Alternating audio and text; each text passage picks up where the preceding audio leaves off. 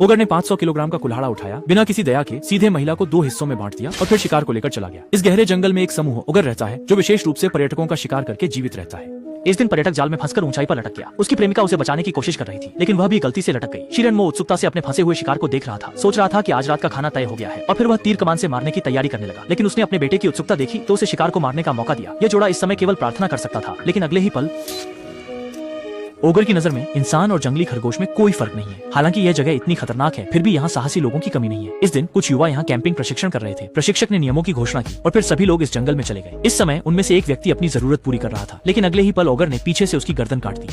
इस समय प्रशिक्षक मोटरसाइकिल चालू करने ही वाला था, लेकिन टायर पहले ही पंचर हो चुका था। मजबूरी में पैदल ही आगे बढ़ना पड़ा, लेकिन ज्यादा दूर नहीं चला था कि एक टूटा हुआ कैमरा देखा। असल में कैमरा उसी सहकर्मी का था जिसे अभी मारा गया था। स्थिति को गंभीर समझते हुए प्रशिक्षक ने साथी को खोजने की तैयारी की, लेकिन अगले ही पल 2 तीर आकर लगे। प्रशिक्षक जल्दी से भागा, लेकिन एक उड़ती हुई कुल्हाड़ी उसके पास आकर लगी। असल में एक ओगर ने उसे निशाना बना लिया था। शिक्षक ने जल्दी से चाकू फेंका जो सीधे राक्षस के सीने में लगा, लेकिन इस राक्षस को जरा भी दर्द नहीं हुआ। उसने चाकू निकालकर उस पर लगे खून को चाट लिया। यह दृश्य देखकर शिक्षक पूरी तरह से डर गया। जैसे ही वह मुड़ने वाला था, उसे एक जोरदार मुक्का मारकर बेहोश कर दिया गया। बाकी टीम के सदस्य अभी भी अपनी बुराई से अनजान थे।